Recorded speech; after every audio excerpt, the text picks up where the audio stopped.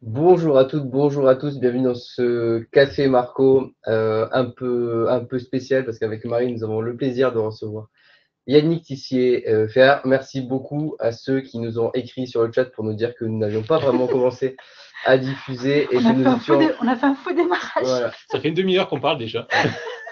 Non, ça faisait 4 minutes effectivement qu'on parlait tout seul. Merci à vous d'avoir été attentifs. Ça me permet de vous dire d'utiliser l'outil question. Alors, soit effectivement pour nous dire s'il y a un problème, mais évidemment pour poser toutes vos questions tout au long de ce webinaire qui va durer à peu près 45 minutes. On est sur un format un peu plus allongé que d'habitude. J'espère que vous nous entendez bien. C'est vrai qu'on a eu des petits problèmes Oui, mardi sur mettez-nous un diffusion. petit message dans le chat si vous nous recevez bien, son, vidéo, comme ça, on sera rassurés. Voilà. Aujourd'hui, le thème est un peu spécial parce qu'on a un invité et en plus qui nous vient d'une collectivité, parce qu'on n'avait pas eu jusqu'à maintenant. Puis qui vient de loin, qui vient de revient sur loin. ces terres Montpelliéraines, mais qui vient de Paris. Voilà, donc aujourd'hui, alors là, vous l'avez vu brièvement, vous avez vu une photo mystérieuse sur la présentation, directeur des achats, directeur de compte public, formateur et écrivain. On reçoit donc Yannick Tissier-Ferrer qui va pouvoir aujourd'hui nous parler de ses métiers autour de la compte public. Est-ce que tu veux bien prendre un petit instant pour te présenter? Bien sûr, merci beaucoup, merci à vous deux pour l'invitation. Je suis ravi d'être avec vous aujourd'hui. Donc, Yannick Tissier-Ferrer, je suis directeur de la commande publique à la mairie d'Antony. Donc, c'est une commune de 65 000 habitants dans les Hauts-de-Seine, donc en région parisienne. Je suis également formateur en marché public, administrateur de l'association des acheteurs publics, l'AAP. L'AAP, c'est une association qui vise à promouvoir le métier d'acheteur public et à diffuser les bonnes pratiques. Et pour la petite anecdote, donc comme l'a dit Marie, je suis issu d'une formation juridique à la faculté de droit de Montpellier, donc je suis un peu une sorte de local de l'étape, un peu comme maître Charel. Et pour l'anecdote, si en sortant de la fac, il y avait bien un métier que j'imaginais pas faire et qui me donnait pas du tout envie, c'était de faire des marchés publics. Et bizarrement, il a bien fallu se mettre à un métier un jour, donc je me suis mis au marché public, contraint et forcé, et c'est devenu une passion. Donc une passion au point que j'ai envie de promouvoir ce métier, de me perfectionner constamment dans la matière, et j'ai été jusqu'à même écrire une série de romans dédiés à ce métier. Et c'est pas fini. Et c'est pas fini, ce n'est que le début. Oui, nous on a eu le plaisir, j'ai eu le plaisir de rencontrer Yannick via les réseaux sociaux au départ, via LinkedIn. Et puis après, on s'est croisés à la journée de l'achat public. Ça a forcément bien matché parce qu'on a un peu la même approche de cette matière et de ce métier avec cette volonté de faire briller la commande publique, de donner envie aux plus jeunes de faire ce métier-là, justement, le métier que tu ne voulais pas faire. Donc, tu as toutes les clés pour le promouvoir. Donc, je suis vraiment trop contente de t'avoir aujourd'hui pour justement parler de ce métier d'acheteur public et puis de tes ouvrages et de tous tes projets. On va essayer d'en savoir un maximum. J'espère qu'on va tenir les 45 minutes parce que j'ai l'impression qu'on a beaucoup de choses à se dire. Donc, on commence peut-être par un focus sur le métier d'acheteur public.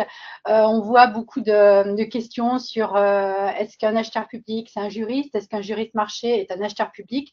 Donc, moi, je serais intéressée d'avoir ton avis, ton approche, puisque tu es vraiment tu es directeur de toute une équipe qui bosse sur la commande publique. Donc, voilà, quelle formation? Comment toi, tu vois la répartition des tâches entre l'acheteur et le juriste, ou est-ce qu'une seule personne peut être acheteur et juriste?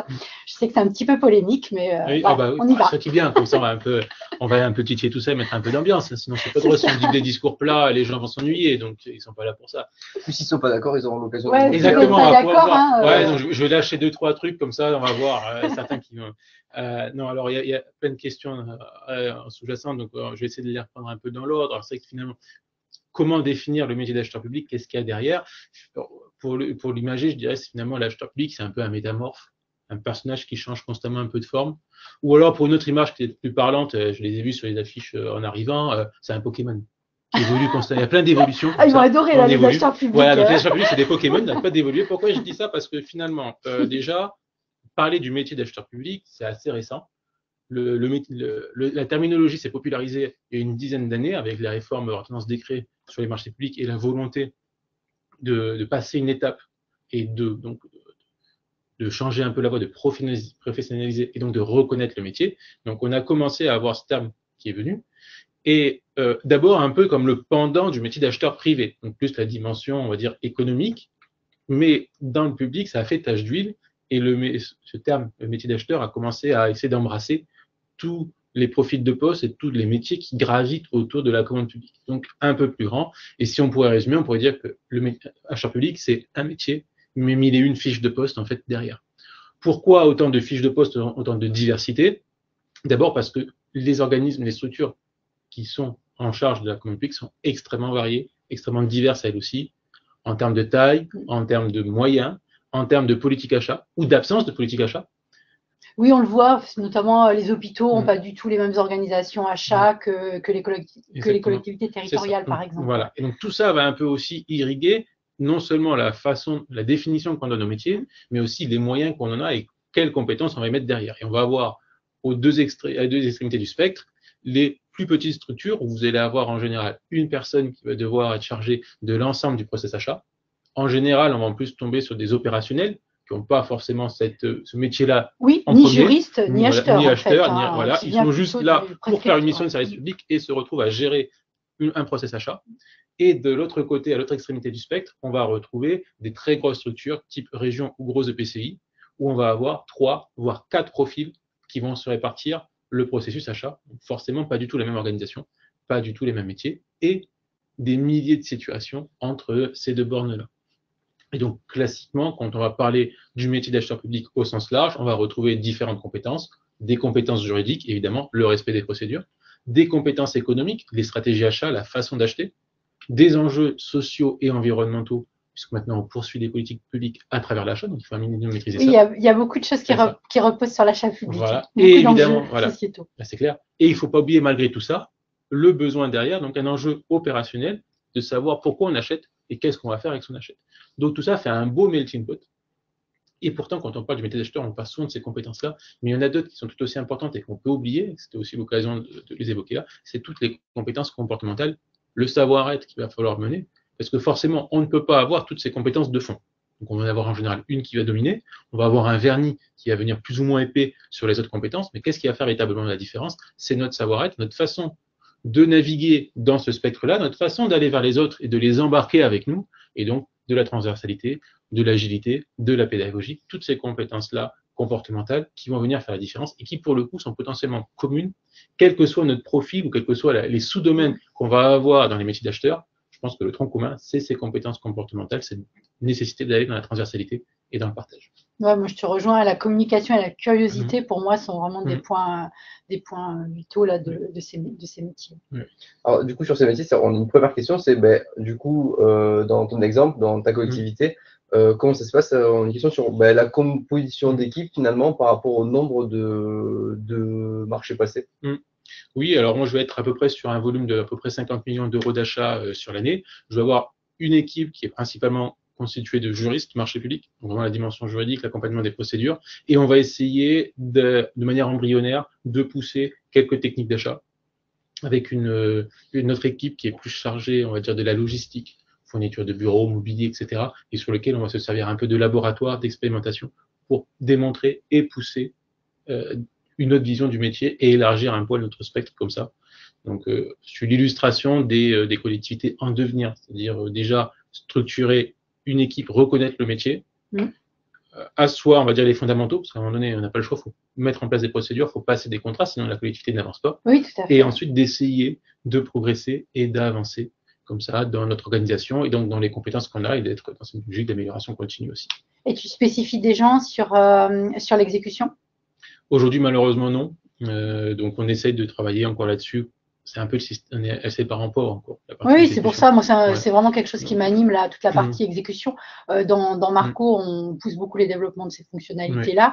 Et on voit quelques collectivités qui staffent vraiment des équipes sur l'exécution, sur le contract management.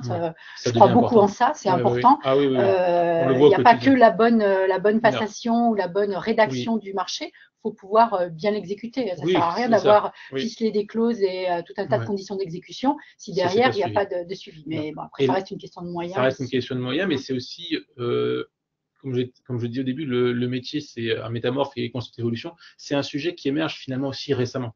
Et le métier ne fait que s'alimenter finalement, plus on le regarde, plus on voit les angles morts et plus on veut y aller, mais il faut forcément du temps. Donc, c'est pour ça que j'évoquais tout à l'heure de l'amélioration continue. On ne peut pas tout atteindre du premier coup, il faut y aller et déjà de se rendre compte, de vouloir y aller, de se dire, je suis là, il faudrait que j'arrive là. Comment j'amène, c'est important parce que historiquement, les premiers métiers se sont constitués autour de l'obligation de passer des marchés et donc à un prisme purement procédural. Des gens sont formés sur le terrain, d'autres sont formés comme moi avec formation juridique pour venir passer les marchés, mais finalement l'exécution là-dedans, on n'en parlait pas. Ce qui comptait, c'était d'avoir signé un contrat selon une procédure préétablie qui respecte la loi. Et finalement, on s'est estimé qu'on avait bien fait notre boulot si on avait signé le contrat qui n'avait pas de contentieux. Elle redescendait dans les services prescripteurs et qui devaient gérer. Et aujourd'hui, on voit un peu les effets de bord de ça, de deux manières, on pourrait dire. D'abord, la culture achat, qui reste encore à parfaire, qui peut être faible, et on le ressent, c'est-à-dire dans les phases amont et les phases aval, celles où historiquement on n'y est pas. Alors, certaines collectivités embrassent plus ce spectre-là et eux vont avoir une culture achat plus élevée, mais si on n'a pas ce spectre-là, on va voir que donc, dans les opérationnels, ça va manquer un petit peu de réflexe. Donc, dans la culture d'achat en général, et dans le suivi d'exécution, où finalement on va se rendre compte que même juste savoir faire le service fait sur une facture, gérer une avance, un compte, on ne sait pas faire. Et dans les opérations de travaux, qui deviennent de plus en plus compliquées, si on ne peut pas être présent à leur côté pour les accompagner sur la mise en œuvre du contrat et savoir utiliser les bons dispositifs contractuels au regard de l'évolution du chantier ou des aléas qu'ils peuvent subir, c'est aussi des difficultés. Et donc c'est vraiment pour ça que je vous disais le côté un peu métamorphe. On change un peu de casquette, on change un peu d'image quand il faut être en phase amont dans du sourcing, en phase intermédiaire dans la mise en œuvre des procédures et en phase aval dans l'accompagnement, la pédagogie d'explication du contrat et l'accompagnement à leur respect. Et tout ça aussi va s'alimenter parce que très souvent on se rend compte que nous-mêmes on ne les comprend pas nos contrats. On a écrit un truc, on a fait une référence à un CCAG et puis bon, ça nous paraissait bien, c'était beau, une belle phrase, tout ça. Et puis le jour où on veut accompagner l'exécution, on se dit comment on va mettre ça en œuvre ? Je ne sais pas ce que ça veut dire en fait. Donc déjà, je ne vais pas te reprocher que tu ne l'aies pas mis en œuvre parce que même moi, je ne le comprends pas. Mais peut-être que la prochaine fois, quand je vais rédiger mon marché, le prochain marché similaire, je rédigerai cette clause autrement. Donc d'où l'amélioration continue. Et du coup, alors après, on se pose une question. Qu'est-ce qu'on fait pour les juristes ? On les forme du coup aux techniques de l'achat ? Ouais, alors ça, c'est la question un peu pour la gratter qu'a donnée Marie tout à l'heure et que je gardais un petit peu pour le suspense. C'est le grand débat. C'est-à-dire déjà, est-ce qu'on peut avoir un profil qui forme tout ? Et si on a déjà une équipe structurée, plus de profils juridiques, et qu'on veut passer à l'estrade d'après, d'avoir une ambition plus achat, est-ce qu'on peut garder les mêmes profils et les embarquer ? Et donc, je te rejoins sur ce que tu disais en introduction, c'est là où tout le monde ne va pas être d'accord, des pour, des contre, et donc moi, je vais biaiser. Je vais répondre, ça dépend. Ouais, mais tu vas voir, ça paraît biaisé comme ça, mais en fait, je vais vous donner des arguments imparables pour mettre tout le monde d'accord. Ah oui, sinon, c'est pas drôle. Puis, je suis un peu là pour me faire augmenter la taille des chevilles. Ouais. Allez, vas-y. Alors, c'est quoi l'idée derrière ? C'est que finalement, on va se poser la question, est-ce qu'un juriste peut devenir un acheteur ? On peut se poser la même question, est-ce qu'un opérationnel peut devenir acheteur ? Et vous avez ceux qui vont dire oui, ceux qui vont dire non. Moi, je vais vous répondre, ça dépend. Le problème, à mon sens, où le sujet, c'est pas la formation initiale, être juriste, être opérationnel, avoir un diplôme d'ingénieur ou autre, moi, c'est pas ça l'enjeu. L'enjeu, c'est comment vous imaginez le métier d'acheteur ? Qu'est-ce que vous voyez à travers la commande publique ? Quelles sont pour vous la façon de définir la commande publique et ses objectifs ? Si pour vous, la commande publique, c'est un ensemble de règles procédurales à respecter dans un but de éviter la malversation et respecter le droit pour pas avoir d'embrouille avec le contrôle de l'égalité ou la CRC, quelle que soit votre formation initiale, si vous avez ce prisme-là, ça va être plus délicat d'aller sur une fonction acheteur. Si en revanche, vous voyez la commande publique comme un outil, comme un vecteur d'une politique d'achat, un enjeu haut qui est acheter mieux. Donc, c'est plus un carcan, c'est plus une fin en soi, c'est un moyen d'atteindre l'objectif. Déjà là, vous êtes, à mon sens, plus dans une philosophie qui vous permettra d'évoluer vers fonction acheteur dans le sens, cette fois, donc le sens resserré, le sens originel du terme, une dimension plus économique. Mais ça suffit pas, et c'est pareil, donc la formation initiale ne fait pas tout, mais la volonté ne fait pas tout. Quel est votre accompagnement ? Quelle est la vision de l'achat dans votre structure ? Est-ce que vous avez les moyens d'atteindre vos ambitions ? Et est-ce que vous avez un portage ? Ça fait aussi la différence. Et ça, l'association le met souvent en avant. Déjà, vous êtes là, vous êtes convaincu, demain, je veux être acheteur, je suis convaincu, c'est vers là qu'il faut tendre. J'ai quoi comme outil? Est-ce que j'ai un réseau? Est-ce que j'ai des bouquins? Est-ce que j'ai des formations? Est-ce que j'ai des exemples de réalisation? Donc, est-ce que je peux m'alimenter pour savoir concrètement faire la différence entre ce que je fais aujourd'hui et ce que je devrais faire demain? Deuxième axe qui va inciter, il va vous aider ou pas à développer ça, le portage politique et DG dans votre structure. Est-ce que c'est un enjeu pour la collectivité de passer cette étape-là? Et donc, si oui, est-ce qu'elle valorise ce parcours-là? Est-ce qu'elle vous met les moyens à disposition? Et est-ce que vous avez un positionnement dans l'organigramme qui est cohérent avec cette façon transversale de voir les choses et que vous êtes associé au bon timing ou pas?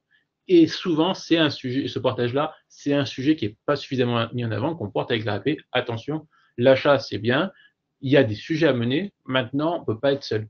Ça va marcher que si on a un alignement entre les équipes, la direction générale et les élus pour porter ces sujets-là, se donner les moyens de ses ambitions et être présent au bon endroit, au bon moment.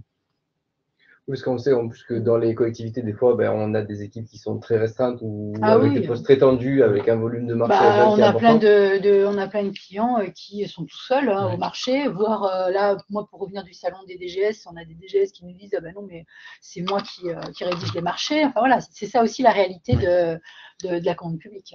Donc c'est difficile d'aller chercher toutes ces compétences et on peut pas, selon les moyens, on ne va pas pouvoir servir les mêmes objectifs. Et c'est pour ça aussi qu'il me semble très important d'appuyer sur les compétences comportementales. Parce que quand vous êtes dans une structure où vous pouvez avoir une seule personne, donc elle va devoir faire tout, il faut se dire, il faut être honnête, c'est pas méchant, il ne faut pas le culpabiliser non plus. On ne peut légitimement pas maîtriser tout le spectre de compétences quand on est tout seul. Et donc c'est là où pour moi les compétences comportementales sont fondamentales, parce que nécessairement je vais devoir naviguer dans le trouble. Je vais arriver à un moment donné, je ne saurais pas, mais il faudra que je fasse, ou je vais aussi devoir casser les silos de la collectivité. L'achat, c'est transversal. Très souvent, on va venir un petit peu parasiter les organisations ou les processus de répartition des tâches ou de décisionnels en interne qui sont plus silotés, mais c'est normal dans les structures. Et donc, si je ne suis pas suffisamment pédagogue, si je n'ai pas cette logique transversale, si je ne suis pas débrouillard, je vais avoir plus de difficultés. Donc, si je ne peux avoir qu'un seul profil, je pense qu'il faut miser surtout sur ces compétences comportementales pour que la personne ne soit pas déjà elle-même en difficulté, qu'elle ne se sente pas fragile ou dans l'incertitude totale, mais aussi pour la collectivité elle-même, pour pas qu'on se retrouve avec ne pas faire. Le risque, c'est l'immobilisme. Je ne sais pas, j'hésite entre A ou B, donc je ne fais pas. C'est ça. Donc pour moi, c'est ce qui rend la compétence comportementale importante. Beaucoup de bon sens et de compétences transversales et de communication, encore une fois. Oui, après ça, vous êtes très nombreux à poser des questions. Continuez, on essaie de prendre au fur et à mesure ce qu'on peut. Après, c'est vrai que Adeline, que l'on salue avec grand plaisir, nous faisait remarquer que effectivement, quand faire évoluer son métier de la compte publique, c'est aussi avoir l'appétence d'aller aussi vers ces sujets. Il faut avoir l'énergie, l'envie d'aller faire évoluer. Et on est là pour donner envie, justement. C'est ça. Avec Yannick, avec les ouvrages qu'il a rédigés, avec toutes les questions auxquelles il veut bien répondre aujourd'hui. Alors c'est vrai que la notion de portage aussi est vraiment soulignée aussi par les commentaires. Et alors, ce que je reçois un petit peu aussi des commentaires, c'est un peu cette dichotomie entre finalement l'achat et le marché, notamment avec une question d'Élodie qui dit un acheteur qui s'occupe du recenser la nomenclature, préparer la cartographie, est-ce que c'est un métier à part entière ou est-ce que ça rentre dans un service commande publique finalement? Il y a souvent ce côté acheteur commande publique. Et, Puis il y a une question de la formation aussi. Oui. Il y a des masters de contrat public, donc qui forment plutôt des juristes. Et à ma connaissance, il n'y a pas forcément de formation d'acheteur public. C'est encore un peu un point faible. Alors, je vais essayer de répondre aux deux sujets. Le premier, c'est vrai que pour ça, non mais c'est le but, c'est ça. Et puis c'est tout ça s'entremêle. On ne peut pas l'aborder.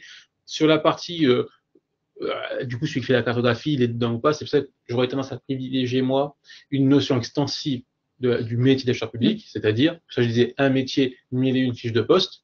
Donc, dès lors que j'interviens et que j'apporte un regard d'une plus-value hors que la définition du besoin strict dans l'achat, je suis acheteur public. Donc, je m'occupe d'une nomenclature. La nomenclature, c'est quoi? C'est ce qui va me permettre d'identifier mes familles d'achat, de ce que j'achète, donc savoir ce que j'achète, savoir mesurer combien j'achète et le répartir avec une double vocation, ça on l'oublie souvent, la nomenclature, c'est un outil qui permet deux axes de travail. Un premier travail purement réglementaire, est-ce que j'ai respecté mes seuils? Mes seuils s'apprécient par famille d'achat. Donc, je vais vérifier par famille d'achat que j'aurai établi si je fais mes seuils ou pas. Le deuxième enjeu qu'on oublie, c'est établir mes stratégies d'achat en fonction de mes volumes et de la complexité de chacune des familles. Donc là, nécessairement, j'apporte une plus-value de la dimension économique de l'achat. Donc pour moi, on est dans cette grande famille du métier d'acheteur public et on va plutôt avoir la sous-composante compétences économiques qui va être mise en œuvre sur cette dimension-là. Ensuite, tu avais la question sur la formation. Ouais, sur la formation. Donc, effectivement, aujourd'hui, en poste, pour moi, on va avoir deux grandes familles de praticiens. Ceux qui se sont formés sur le tas et qui ont vu leurs compétences progresser au fur et à mesure de la montée en puissance de l'achat public sans forcément avoir une formation initiale dédiée aux achats. Et ensuite, une première vague de professionnels en termes de formation continue qui sont apparus, mais avec une dominance droit public et vraiment le côté procédure. Je trouve aussi effectivement que le volet approche globale 360 du métier d'acheteur, on ne l'a pas aujourd'hui en formation continue. Il n'est pas vraiment. C'est difficile. On retrouve il y a peu de formations. Enfin, j'ai en tête c'est le DESMA, je crois. Ouais, il y a quelques. À Grenoble. Ouais, c'est un peu compliqué parce que des fois on va. Mais j'ai pas beaucoup de formations d'acheteurs voilà. publics en tête. Alors certaines facultés vont vous dire que si. C'est des facultés de droit qui vont dire que nous on forme des acheteurs publics. Ben pas les non, froisser non plus. Mais il y a quand même une prédominance. Pour intervenir et pour connaître les formateurs contrat public, quand même des juristes on est d'accord. Il y a quelques heureux élus qui ont la chance de faire après des MBA dédiés aux achats privés. Donc, en fait, c'est le mixte entre une composante privée et une composante publique qui leur permet de développer, mais c'est du temps, c'est de l'argent, c'est beaucoup. Et il faut arriver aussi du coup à croiser les deux compétences, parce que du coup, si je fais un master dédié derrière aux achats privés, c'est pas du tout la même logique. Donc après, il faut que j'ai moi la capacité de scinder et de voir ce qui est exploitable et pas exploitable dans mon domaine public. Ce qui me fait dire aussi que quand on parle de formation, on parle souvent de formation initiale, il faut oublier la formation continue, parce que c'est ça qui va faire la différence. Et je voudrais en profiter pour citer une des propositions qui est ressortie dans les recommandations de la commission d'enquête sénatoriale sur la commande publique, sur l'efficacité de l'achat, etc. On a poussé avec l'AAP lors de notre audition justement cet enjeu de formation continue et de proposer d'établir des formations certifiantes pour les personnes déjà en poste. Parce que justement, comment montrer qu'on monte en compétences? La formation continue, c'est bien, mais c'est plus difficile à valoriser sur un CV. Et en fait, il faut arriver à cumuler plusieurs formations continues pour arriver véritablement à avoir le spectre. Et c'est quand même pas toujours équivalent à une formation initiale en termes de théorie. Et donc, d'arriver à monter un cursus certifiant, donc un peu hybride, c'est-à-dire un mélange entre la formation continue et un apport universitaire de base, sous la forme d'un DU, par exemple, je pense, permettrait de accompagner et pas oublier tous les acheteurs qui sont déjà en poste et qui rejoignent la question de tout à l'heure. Si je suis juriste, je veux devenir acheteur, comment je fais? Eh bien, peut-être que cette formation certifiante-là est un vecteur pour y arriver et qui permet de ne pas oublier, on dit des fois 100 000 acheteurs publics, oublier les 100 000 praticiens qu'il y a aujourd'hui et de ne pas que travailler sur l'avenir des acheteurs publics. Très bonne recommandation. J'espère qu'elle va se poursuivre. Hein, mais voilà, en tout cas, c'est important de ne pas oublier ce spectre-là. Trop souvent, on parle de la formation initiale.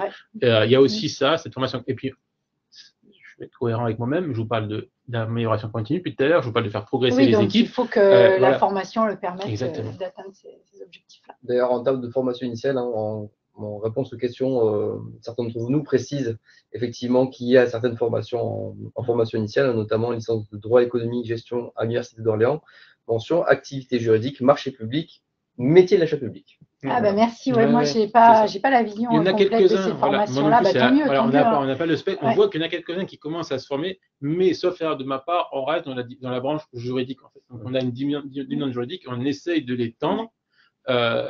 Pareil, un élément qui me semble aujourd'hui manquant, et peut-être que si elles y sont, tant mieux, c'est-à-dire que pour l'avenir, on va progresser. Pareil, toujours dans la commission d'enquête sénatoriale, on a eu par exemple le professeur Saucier qui est venu évoquer la dimension économique des achats.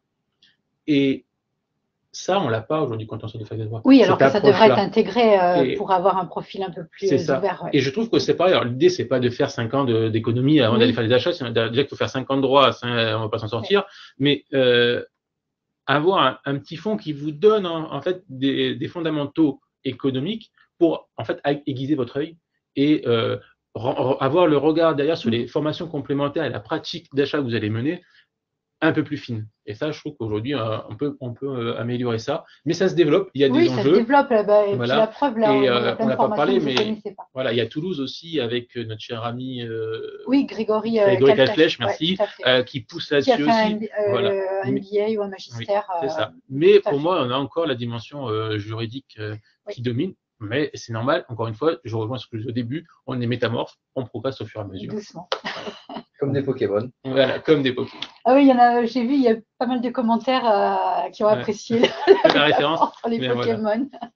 Là, qui sont plus comparés à des Shadok. Des mais, Shadok, oui, ça aussi. Ouais, bah, si on pompe, c'est moins drôle hein, quand même. Et puis le pétrole, il rapporte moins aujourd'hui. Faut plutôt aller dans les mines d'or. Vous avez des questions encore sur Non, la non, on partie va peut-être formation avancer parce qu'on a plein d'autres thématiques et je vois l'heure qui défile. défile, c'est vrai, en plus on sait qu'on passe un très bon moment, j'espère vous aussi, mais Ouais, vu c'est le nombre de super questions que intéressant, vous ouais. posez, Ouais. vu le nombre que vous êtes, je pense que j'en profite pour rappeler que tous les webinaires sont disponibles en replay, donc si vous voulez l'envoyer à des copains ou le regarder à tête reposée parce que vous avez une réunion qui arrive, vous pouvez l'avoir dans le lien que vous recevrez dans le mail après le webinaire, également depuis l'extranet de Marco et sans doute depuis notre chaîne YouTube. Tout à fait. Alors, prochaine question, bah, du coup, ça revient un peu, enfin, c'est un peu la transition avec ce qu'on a dit sur la formation, c'est ce monde du marché public, bon, il est un peu des fois abrupt à aborder parce que bon, il y a une dimension effectivement juridique, une dimension économique qui parfois ont du mal à se rencontrer. Comment on fait du coup pour rendre la matière accessible et pour simplifier la commande publique? Eh oui, alors ça, c'est le grand débat. Ah, c'est le grand débat et dada du moment. Voilà, donc ça fait 2 ans on parle de plus en plus. Là, cette année, ça a été vraiment le sujet. Ça a été beaucoup évoqué. Finalement, alors on va partir de la base. Tout le monde est d'accord sur le diagnostic. Oui. Ça, c'est déjà bien. On a quand même un souci. La matière, ça marche pas bien. Ça marche pas bien pourquoi? La Cour des comptes européenne nous le dit nous-mêmes. Le but à la base, c'était de faire de la concurrence. Il y a moins de concurrence. Bah, c'était le sujet des ateliers à la charte de droit des contrats publics à Lyon auquel j'ai participé là. C'est la concurrence et la commande publique. Et le constat, il y a plus de concurrence. Il y a moins de concurrence. Voilà, parce que les procédures sont plus lourdes. Elles sont plus lourdes en interne pour les acheteurs qui y passent plus de temps. Elles sont plus lourdes pour les entreprises qui ont l'impression de devoir constamment remplir des documents et de jamais s'en sortir. On n'atteint pas l'objectif. Et derrière, on essaie de se rajouter des objectifs de politique publique et on va avoir des élus qui vont constamment se sentir dans l'impasse. Je veux faire du local, oui, mais j'ai pas le droit. Je veux faire du développement durable, mais je sais pas comment. Donc là-dessus, le diagnostic est assez partagé. Maintenant, là où on s'écharpe, c'est sur comment on fait pour rendre la commande publique plus simple. Et alors là, tu vas nous faire un super récap de toutes les propositions incroyables de l'AAP. Oui, alors déjà, tout ce qui existe, je pourrais pas vous faire un récap, mais ça part dans tous les sens. Ouais, et surtout, ce qui est assez intéressant, on va dire, en termes d'observateurs, de voir ça, c'est que pour le même diagnostic, on va avoir des propositions diamétralement opposées. Et avec le projet de loi simplification de la vie économique, on a même eu des propositions totalement contradictoires. Dans la même loi, on avait deux amendements proposés, les deux ne matchaient pas ensemble et allaient dans le sens totalement opposé. Donc, on a quand même vraiment un gros sujet de savoir comment on rend plus simple la commande publique. Ça m'a beaucoup interpellé aussi. Pourquoi on n'y arrive pas en fait? Pourquoi ça part dans tous les sens? Et là encore, la commission d'enquête naturelle de cette année, je trouve, a éclairé là-dessus. En fait, qu'est-ce qui ressort? C'est que majoritairement, les personnes qui sont amenées à traiter ces sujets-là sont convaincues que les marchés publics, c'est forcément compliqué. Oui, alors que pourtant, la réglementation, c'est clairement assoupli au fil des années. Et puis, si on est nous-mêmes à la main pour transformer la réglementation, on pourrait la faire plus simple. Mais si on est convaincu que la commande publique, c'est compliqué, nécessairement, ça va biaiser notre regard et la façon dont on va aborder la simplification. Et qu'est-ce qui s'est passé ces dernières années? On allait chercher, comme on se dit, c'est forcément compliqué, on n'y arrivera pas. On a cherché à transférer la complexité vers les acheteurs pour soulager les entreprises en créant des exceptions ou des dispositifs de niche. Personnellement, en tant qu'ancien étudiant de droit, ajouter une liste longue comme le bras d'exceptions à un principe ne m'a jamais aidé à trouver le principe simple. Même plutôt le contraire. Le contraire. Donc là, déjà, vous voyez, intellectuellement, simplifier en l'exception, ce qui fait que le principe s'applique moins que l'exception, je trouve pas ça simple. Et démultiplier des dispositifs de niche, ça marche moyen aussi. Pourquoi? Là, c'est pas, on essaie de le mettre en avant avec l'AAP. En fait, notre cursus ou l'histoire de la commande publique nous rend particulièrement frileux. Plus c'est flou, plus on bétonne. Donc moins c'est simple. Donc transférer la complexité sur l'acheteur pour libérer les entreprises, finalement ça ne marche pas, parce que comme on ne sait pas gérer tous les dispositifs qui nous sont proposés, on sécurise à outrance, ça devient compliqué. Et donc l'entreprise, ça devient aussi plus dur. Et donc pour essayer d'aider et d'alimenter ce débat, on a proposé avec l'association des acheteurs publics 29 propositions. Vous avez fait un énorme travail qui vise à essayer d'alimenter le sujet. Alors 29, on aurait pu en faire 50. À bout d'un moment, il faut quand même s'arrêter et essayer d'avancer. Vous n'avez pas choisi un chiffre rond, donc c'est vraiment. Non, alors ça c'est la petite touche Alain Bénard pour se démarquer. Un chiffre rond, c'est classique. Là, on s'est dit 29, on va marquer les esprits parce que les gens vont se dire il en manque un. Voilà. Donc oui, on a réussi notre coup médiatique. 29 propositions, bravo, vous voyez, bravo. elles sont là dans ce petit livret qui est disponible sur le site de l'AP. Et on a voulu partir du terrain en se disant finalement non, nous on considère deux choses. D'abord, la commande publique n'est pas forcément complexe par essence, donc on peut la rendre simple. Deuxième axe, on va pas viser les textes qui s'appliquent pour les entreprises, ou qui concernent notre premier chef d'entreprise. On va viser les textes qui s'appliquent aux acheteurs, en se disant si on simplifie la vie des acheteurs, eux vont véritablement simplifier la vie des entreprises. Donc on continue à parier sur la professionnalisation du métier, sur on va dire l'intelligence achat, et en se disant si on lève des flous, si on libère des synergies, ça va forcément irriguer les entreprises, là où aujourd'hui on n'y arrive pas par l'autre vecteur parce que c'est nous qui faisons en fait le barrage. Et donc on a travaillé 3 axes, lever des ambiguïtés. Aujourd'hui il y a des textes, personne ne les comprend, et donc tout le monde les applique différemment. Ça pour une entreprise c'est l'enfer. Oui, c'est pas lisible. C'est ça. Et normalement tout praticien a déjà eu le cas de figure, vous recevez une entreprise, vous lui dites ben ça, vous avez fait ça, vous n'avez pas le droit. Et l'entreprise vous répond, mais je ne comprends pas. La semaine dernière, avec la commune bidule, j'ai fait la même chose, elle m'a dit que c'était bien. Et là, vous dites, bah non, moi, j'ai le truc que j'ai raison. Et l'autre collectivité va dire, mais non, c'est moi qui ai raison. Et l'entreprise au milieu, elle fait quoi? Elle compte les points, ça n'avance pas.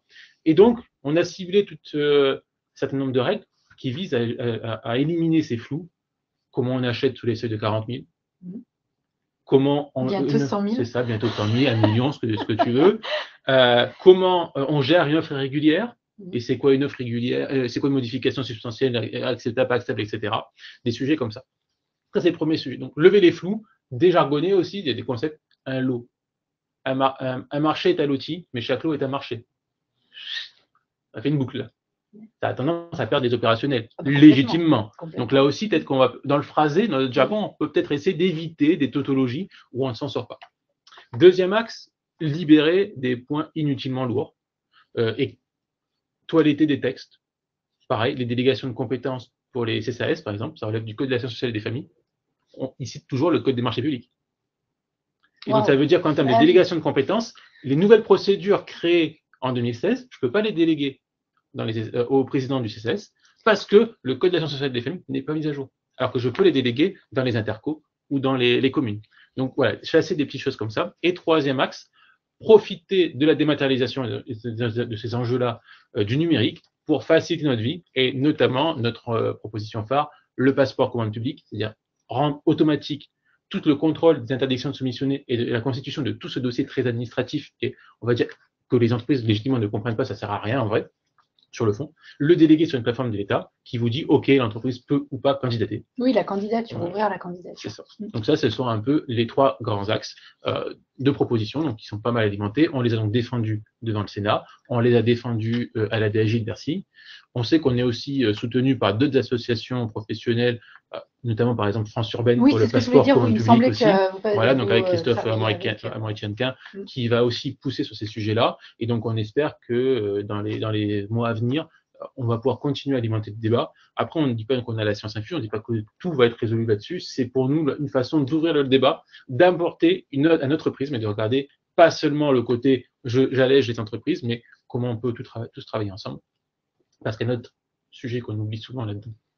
Alors, il y a des règles, elles sont complexes, on en a ciblé quelques-unes là.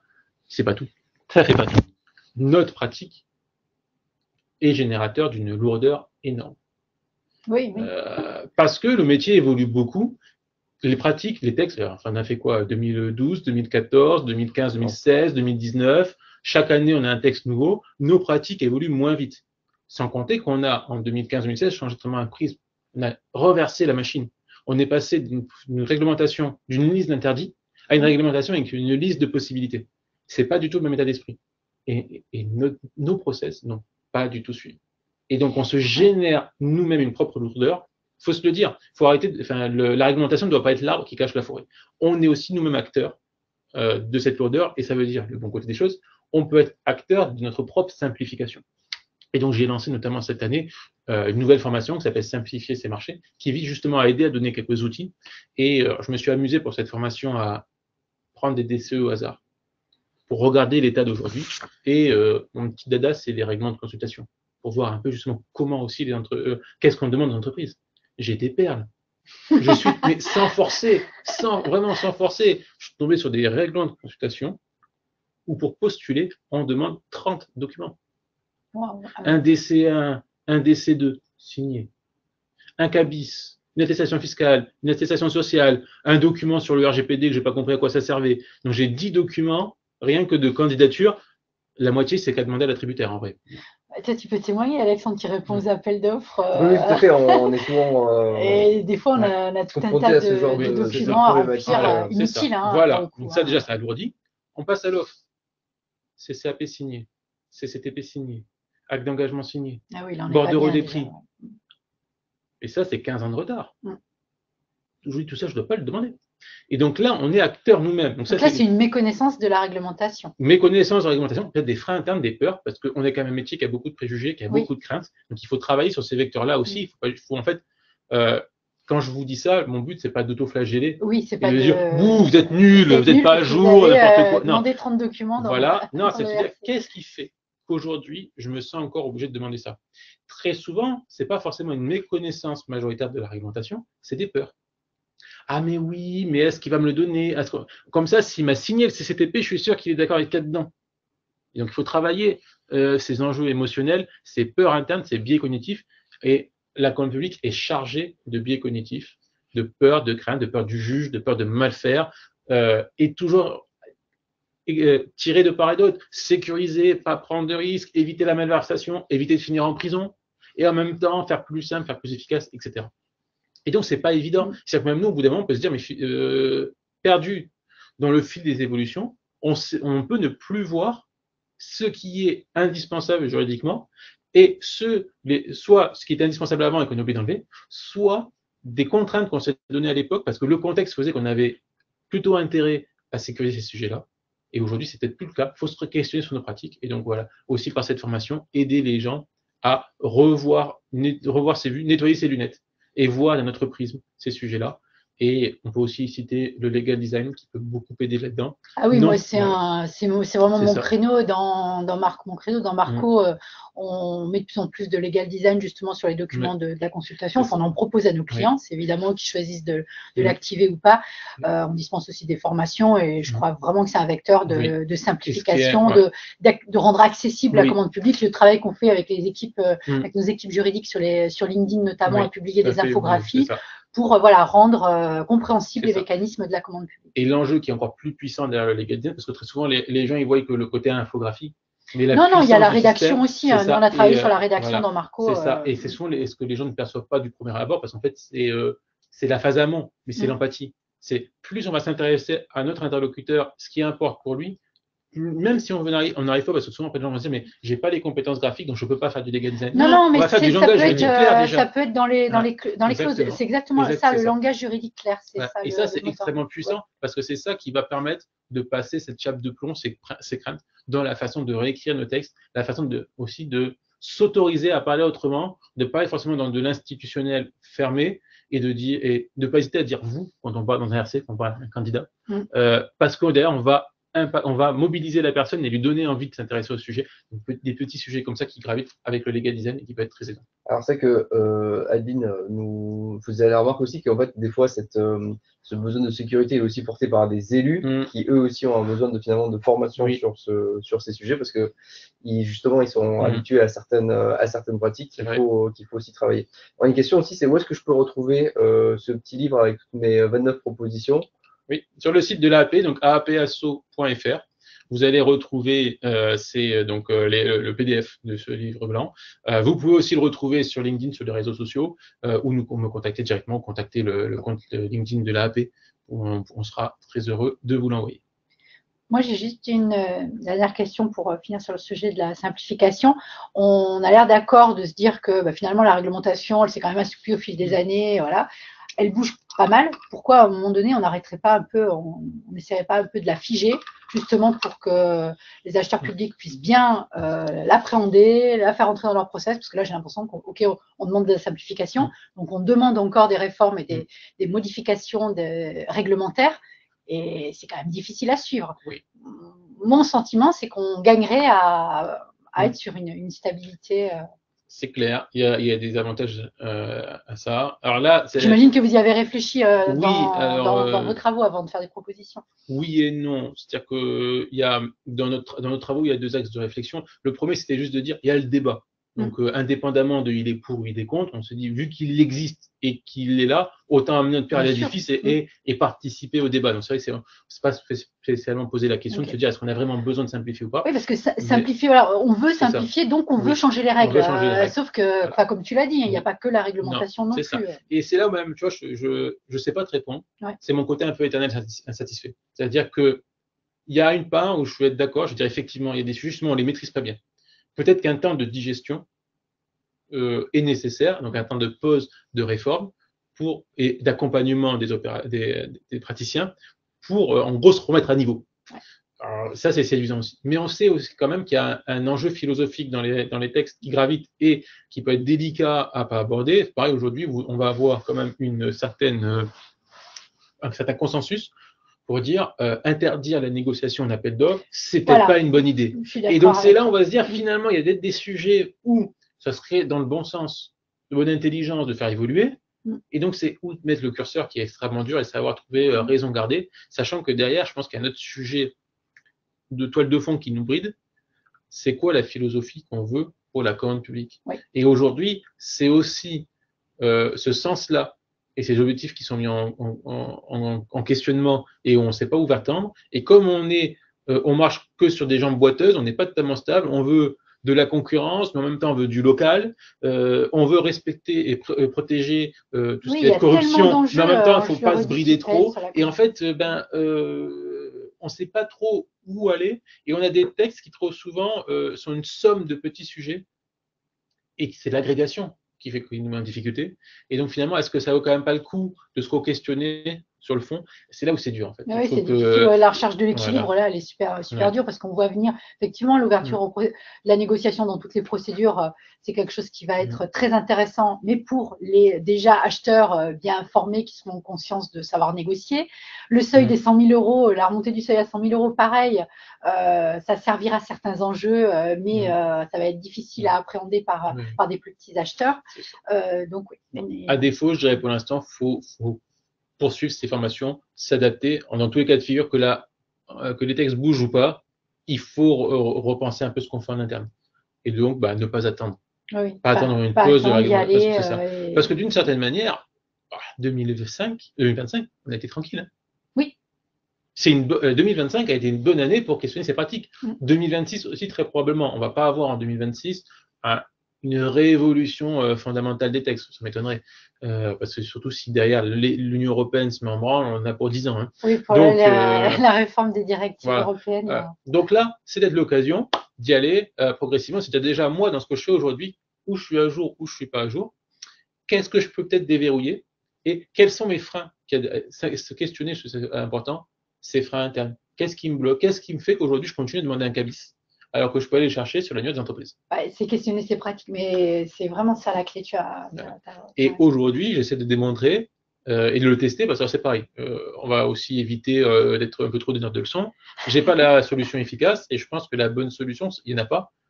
C'est la posture, c'est expérimenter, tester et voir. C'est-à-dire que justement, tout débrider, on peut aller à l'extrême et se rater aussi. Donc, c'est de tester, de voir des choses. Mais aujourd'hui, sur le papier, permettre à une entreprise de postuler en répondant avec seulement 3 documents, en vrai, c'est possible, ça marche, je l'ai testé, ça marche, c'est vrai. Mais philosophiquement, ça veut dire aussi beaucoup de choses à revoir, et c'est pour ça qu'il faut aussi travailler sur ces freins internes, ces objectifs. Des fois, c'est que de se dire, finalement, j'ai l'habitude de faire ça, mais si je ne le fais pas, ça sera toujours aussi sécure. Mais sous d'autres cas de figure, c'est une question de balance. Quelle est la part de risque que j'accepte de prendre ou ne pas prendre? Parce que finalement, à vouloir sécuriser 100% des situations, je bétonne. Est-ce que je peux me permettre de sécuriser que 75% des situations? Parce que les 25% restantes, en fait, la probabilité que ça arrive est faible. C'est toutes ces questions-là qu'il faut aussi, et il faut du temps pour les mûrir et les partager en interne avec ses équipes. Merci, c'est trop Ouais, intéressant. vraiment, c'est super. Alors, tac, tac, tac. Alors, déjà, c'est ce que disent les gens sur les questions, ils disent c'est super. Donc, Merci. trop bien. Voilà. Si ça peut alimenter vos réflexions, c'est tant mieux. Alors, il nous reste un peu de temps, pas tant que ça finalement, enfin jamais assez sans doute. Alors, on t'a présenté comme donc directeur de la compte public, formateur, également écrivain. Alors, pour ceux qui se sont un peu renseignés auparavant, Yannick est l'auteur du Monde fantastique des marchés publics, tome 1. Pourquoi? Parce que le tome 2 sort très bientôt. Est-ce que tu veux nous parler un peu de cet ouvrage, de ces ouvrages du coup, avec un style un peu particulier, c'est-à-dire que c'est un livre d'heroic fantasy. Oui. Alors, c'est à la base totalement un concours de circonstances. Je ne me suis pas du tout levé un matin en me disant tiens, je vais écrire un bouquin, ça va être génial, on va s'amuser, etc. Puis je vais avoir plein de lecteurs, ça va être top. Puis peut-être que je vais changer de carrière. Non, c'est un concours de circonstances et puis l'aboutissement un peu d'une réflexion professionnelle depuis des années. Moi, j'ai toujours été un peu choqué, pour l'avoir déjà moi vécu, d'avoir cette peur ou de voir les marchés publics comme quelque chose de barbant, on va pas y arriver, c'est chiant. Moi, quand je sortais de la fac, je me suis dit, mais en fait, les marchés publics, je prends un contrat, je change le titre, je change le montant, et c'est bon, et du coup, il n'y a aucun intérêt. Et en fait, pas du tout. Et après, vous avez aussi tous les préjugés qu'on a sur la matière, c'est compliqué, on s'en sort pas, on va finir en prison, on n'est jamais d'accord entre nous, on va se faire engueuler par l'élu parce qu'il va vouloir du local et je vais dire que c'est pas possible, ou alors c'est possible mais dans de rares situations un peu compliquées, et tout ça, des préjugés. Les gens avec qui on va travailler vont nous voir comme des gens austères, qui sont pas rigolos, qui veulent pas avancer. Donc beaucoup comme ça de préjugés et de biais cognitifs sur lequel et puis de mécompréhension aussi, ou d'incompréhension liées à ces sujets-là. Donc très rapidement, quand j'ai commencé à travailler dans les marchés publics, je me suis dit, il faut travailler la pédagogie, il faut expliquer en fait. Il faut lutter contre tout ça en expliquant les choses et en rendant la matière plus accessible, mais cette fois pas en côté réglementaire, mais dans la façon d'expliquer, dans la façon d'expliquer le sens. Et donc j'ai beaucoup travaillé sur ce sujet-là, c'est ce qui m'a conduit aussi à être formateur. Mais je suis resté quand même avec un arrière-goût parce que il y avait quand même encore un frein qui restait, que je n'arrivais pas à atteindre. Et même si je vais essayer de faire le pitre, même si je vais essayer d'utiliser des mots clairs, des illustrations, des exemples, il y a toujours un frein qui reste. Et ce frein-là, avec le recul, je me suis dit, j'essaye de manière rationnelle de faire tomber un frein qui est irrationnel, qui est du subconscient. Donc, j'ai peut-être pas le bon vecteur. Et là, je vais vous donner un autre exemple intéressant qui est du marketing ou de la finance comportementale. Et pour donner après les Pokémon, peut-être un autre exemple qui peut parler, c'est une pub qui a quelques années, mais qui n'est pas si vieille que ça, c'est Alfa Romeo. Pour vendre des voitures, vous savez, donc je suis dans une salle, tout ça. Une personne vient, et donc il y a une sorte de plein de commerciaux dans la salle, et je pense peut-être que ça vous parle, que vous la revoyez, et la personne tend les clés à un de ces commerciaux et dit « Vendez-moi cette voiture ». Et la première personne essaye de mettre en avant les caractéristiques techniques de la voiture pour vous dire elle est super géniale, etc. Déjà, il bafoue, il s'en sort pas, il se gourre dans les caractéristiques techniques et ça marche pas. Donc il dit bah t'as perdu, j'ai pas envie d'acheter ta bagnole. On passe à la deuxième personne. La deuxième personne prend les clés, regarde droit dans les yeux la personne qui tend les clés et au lieu de lui vendre des caractéristiques, elle la regarde et elle lui dit est-ce que vous avez déjà été amoureux? Et qu'est-ce que ça veut dire derrière? En fait, on va chercher les émotions. On va chercher à toucher les personnes dans leur fort intérieur. Et donc ça, on le retrouve dans le marketing.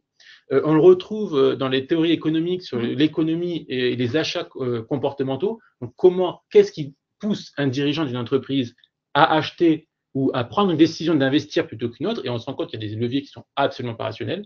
Et donc j'ai voulu aussi travailler un petit peu sur ces leviers-là et de me dire comment je peux faire pour casser un peu cette chape de plomb qui existe sur la commande publique et donner envie aux gens de s'intéresser. C'est peut-être en racontant une histoire, en touchant les émotions, et donc en prenant le prix totalement à l'envers. Et c'est là où je me suis dit l'heroic fantasy peut être intéressant parce qu'on va être dans un monde qui n'a rien à voir avec le quotidien.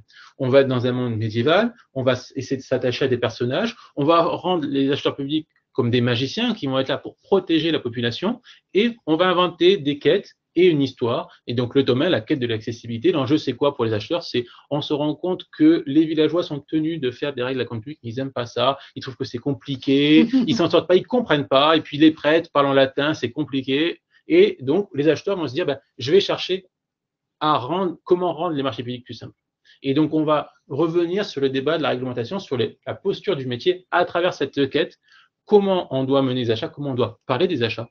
Et donc, totalement en se prenant au jeu de personnages, de décors, avec un côté et le côté doublement humoristique et décalé que peut apporter le style de la fantasy. Et en même temps, essayer d'avoir quand même un message professionnel de fond qui permet un peu comme les fables de La Fontaine. On rigole en lisant la fable, mais derrière, il y a un message subliminal qui est passé. Donc, c'était un peu l'enjeu, et on retient. Voilà. Et donc, d'essayer comme ça d'atteindre le subconscient des personnes qui vont le lire et d'essayer donc de promouvoir le métier autrement que par une formation ou par un simple discours professionnel. En tout cas, c'est hyper réussi, je crois, parce que ça fait carrément le buzz sur les réseaux. Tu as vendu énormément, des centaines d'exemplaires. Donc, moi, je suis fan de la démarche, même si le Heroic Fantasy, c'est pas du tout mon domaine de lecture. J'imagine que toi, tu étais fan du coup des Heroic Fantasy pour aller là-dessus. Et c'est vrai que ça t'a permis de tirer les traits assez loin. Et c'est hyper intéressant. Ouais, j'aime beaucoup. Alors, je suis pas ultra fan du domaine, mais je trouve que c'est un bon vecteur pour s'évader, en fait, parce qu'on est sur un autre monde. Donc, on va retrouver le Seigneur des Anneaux, des choses comme ça. Donc, c'est vraiment s'imaginer dans un autre monde, d'autres populations, d'autres réflexes, et ce côté-là un peu décalé aussi à la fois. Il y a un côté toujours un peu sérieux, une histoire de fond sérieuse, et en même temps des petits passages un peu plus décalés ou des personnages un peu plus loufoques. Donc, je trouvais vraiment le mélange pour me permettre justement d'évader, d'ouvrir l'esprit, et je me suis donc effectivement, ça me plaisait de rentrer dans ce style-là, mais je trouve qu'il était. Mais ça se ressent que tu as pris beaucoup de plaisir. Et par rapport à mon objectif, je trouve qu'il allait dans ce sens. Ça me permettait d'aller mieux dans ce sens-là. Alors, on l'a vu aussi, il y a des BD qui se font. Je me sentais moins à l'aise dans ce style-là, justement pour ouvrir les chakras et jouer un peu cette carte-là. Bon, en tout cas, tu as plein de fans sur le chat. On te remercie chaleureusement pour partout où on va, on nous parle de ton ouvrage et de la suite. Ben oui, de la suite. Mais je suis très touché, je ne m'attendais pas du tout. Déjà, cet ouvrage, où est-ce qu'on peut le trouver? Alors, du coup, sur le catalogue d'Amazon, c'est ça? Oui. Au format classique, ou comme moi, sur un format tablette en téléchargement. Donc, qu'on peut retrouver en tapant simplement ton nom sur Amazon, ou voilà, Le Monde Fantastique des Marchés Publics, tome 1, parce que du coup, il va y avoir un tome 2. Donc, tu vas peut-être pouvoir nous parler. Alors, le tome 1, on suivait Flo, le créatif, dans sa quête d'accessibilité à travers ce monde fabuleux, fantastique, des marchés publics, qui lutte contre Ulrich le Terrible. Prêt à tout pour lui barrer la route de la simplification des marchés, notamment avec les e-forms et autres joyeusetés. Tu peux parler un peu de ce qui nous attend dans le tome 2? Oui, bien sûr, avec plaisir. Alors, déjà, la couverture a été choisie, il est là. C'est ça. Tu vas pouvoir nous le dédicacer. Ce sera la prochaine fois, ça, malheureusement. Mais oui, on va pouvoir. Je vais vous afficher la couverture du tome 2. Alors, pourquoi on parle de la couverture? Parce que si vous avez suivi Yannick sur LinkedIn, il y a eu un petit débat participatif. C'est les fans qui ont choisi la couverture.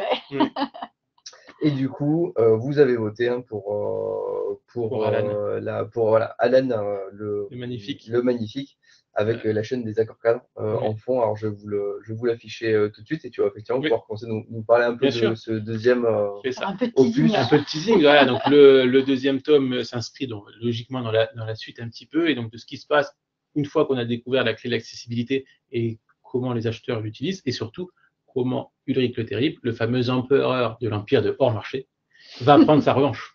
Et donc, comment tout ça va se mener? Le premier tome, je l'ai travaillé en fond pédagogique sur les enjeux donc, de simplification des marchés et de la posture de l'acheteur, donc tous les enjeux du métier et notamment les compétences comportementales que je vous avais évoquées tout à l'heure.